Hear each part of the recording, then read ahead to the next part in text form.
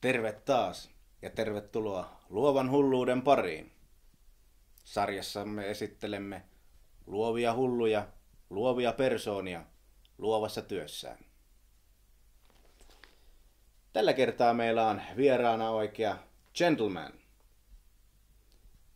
Menkäämme siis tämän virtain ikioman brittimiehen luo ja kysytään, mitä Trevor Twyman tietää The Artistic Journey opuksestaan.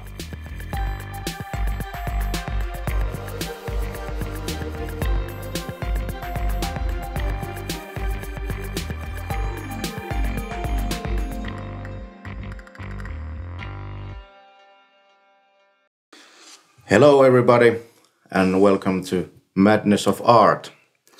Today special guest is Trevor Twyman.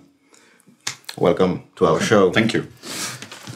Well, actually I read your The Artistic Journey and it was very impressive text about your creative and artistic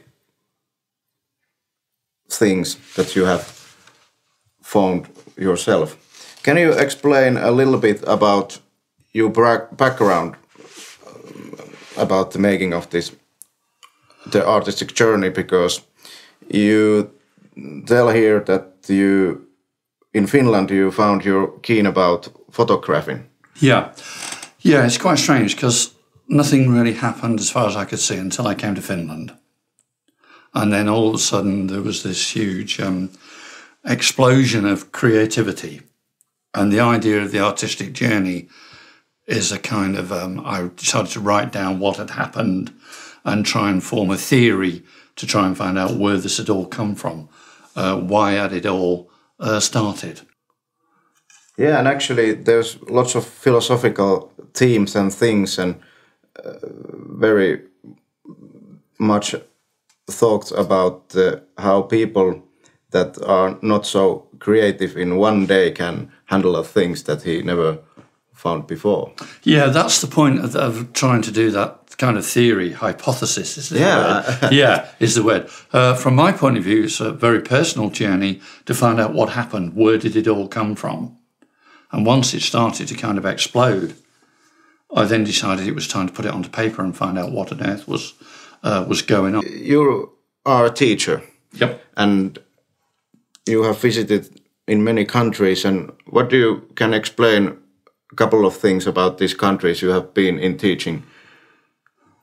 China and what other countries? Yeah, I mean, it was quite strange. When I arrived in Finland, within a year, they suddenly sent me off to China. I was like, oh my God, what have I done? You know, what is going on here? And it was quite incredible. And that's maybe where everything started to unravel, because I went to China in Shanghai for 5 weeks, teaching English conversation to Chinese students.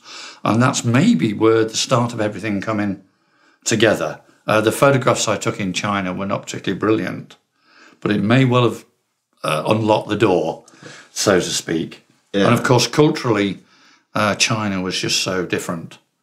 Unbelievable experiences. First you came in Finland, and actually in your photographs, what I have seen, you have a very good eye to reflections. Yeah, it's kind of developed in the stage. You start off like I did, just taking what I thought was ordinary snapshots. You know, boom, boom, boom, nothing particular. Then the kind of first one I got into was a thing that Finnish people don't notice so much, but I did straight away. Yeah. The changes in the light in the evening. Then when the light changes, the sun changes, and I started to photograph those. And then I've got some, started doing sunsets, some incredible sunsets that I got here that most Finnish people ignore. But to me, coming from a city, having spent 20 years living in London, to see a sunset, etc., is good. And then I really the artistic bit took over. Those were natural photographs. I didn't have to think about them. When we got to reflections, it was then when I started to look what was happening, what was going on. I was captivated by looking at an object in the water, and if the water is perfectly still, trying to take a photograph of the perfect mirror image. Yeah, silhouette. Yeah, silhouette of whatever it was. And that's the one that kind of still occupies me now. I still can, and I've actually shown other people how to do it. And a lot of other people have followed the way that I did it. I pointed to camera, I took the picture, and that was it. You know, how does that happen? Is mainly the journey is the question. How the heck does this happen? Also, you have worked in radio. Yes. In many years in the Scandinavia Weekend Radio, which is here nearby in Väritv. And you have a very fine style when you speak in radio, and it's common discussion here in Finland that the radio show hosts are quite boring or ridiculous or too childish, or they make some things wrong. What do you can say about to the younger radio speeches? Yeah, I think the funny thing with the radio is that I love it because people say, "Oh my God, he's the BBC voice," and I'm like, I'm not. And that, once again, is a contradiction because my accent is not what I would call typically British. But it is certainly, the radio guys, they joke with me, the voice of the BBC. Hello, this is Tricky Trev from the BBC. And they do that. All I would say is, having taken quite a few students to the radio now, just be natural. But don't speak too long. One thing I've got to say I do hate, in Finland particularly, it really, really does annoy me with the radio.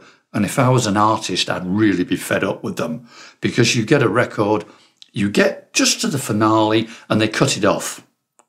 Yeah. They never finish the record. And I'd be if I was the artist, I'd be really angry about that because you build up to a finale, the crescendo, here it comes, and then they cut it off because they want to talk. And what do you think about these so-called hit lists or restricted lists about that before the show, the host... The playlist. Yeah, the playlist. Before the show, they make a big list about what records we're playing. Yeah. From a personal point of view, absolute rubbish. Because it's dictated by the record company. And I've noticed when I'm driving around, you get one record and it appears every hour for the next 4 hours. The same thing. And it's kind of over-marketing. Yeah, so you're a teacher and radio person and photographer, and you have worked so much with the younger people. But how much these international students talk about their artistic issues to you, or how much you talk these? I actually used to push them in a certain direction. But going back to the international students, one of the tasks that I set them, we have a big final assignment that they have to do. I give them the background, say, right, you've got to rebrand, relaunch this product in any way that you feel fit. You have complete artistic license to do what you want. And that, instead of restricting it, allows them to go off and do what they want. Basically, I just say to them, okay, show me what you can do. Yeah, because you're a grandmaster. You can yeah. Basically, I say to them, you have complete freedom. Show me what you can do. I want to see what you can do. It's quite funny because some nationalities will come back very quickly and say, can you please tell me what to do? And I'm like, no, use your imagination, do it. One of the, surprisingly, recently, some of the most artistic students I've come across have been French or Lithuanian. Ah. French, I understand. Lithuanian was quite a surprise. The Baltic state students, they were quite artistic. They went in some really weird and wonderful ways with the project. But the idea was to let the people explore what they've got and go with it.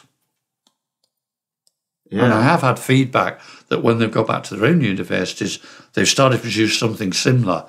And people said, where did you get that from? Oh, we learnt it in Finland. Didn't actually learn it. I just kind of guided them. In artistic journey, you also mentioned that your singing ability. That you like karaoke? I like karaoke, but once again, it's not something that I would do a lot of. Once again, with this artistic learning curve that I'm on, the singing has kind of dropped out of focus and out of importance.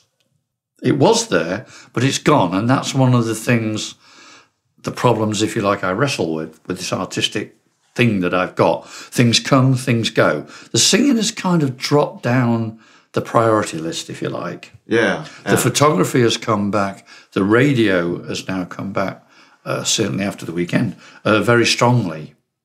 Your journey was written in 2003. 2003. 10 years ago. 10 years ago, yeah. And like I said, it was quite amazing that apart from a bit of research into my ancestors, which is a key part of what I was looking at, the rest just came. And what was frightening was that I could sit down and write 14 pages in about 2 nights with no reference to anything, no reference to anybody, just a bit of research on my family history and a little bit to do with the North American Indians. The rest just really flowed.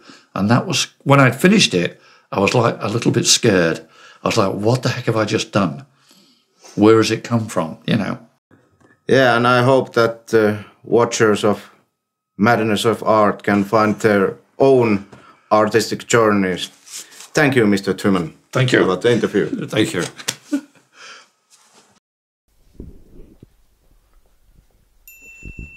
Sellaista luovaa hulluttelua taas tällä kertaa oli tarjolla. Meikäläisen kielipää oli hieman koetuksella, mutta mahdollisesti seuraavaan kertaan mahdollisten uusien luovien hullujen pariin. Ei muuta kuin tuu tööti tuu kaikille.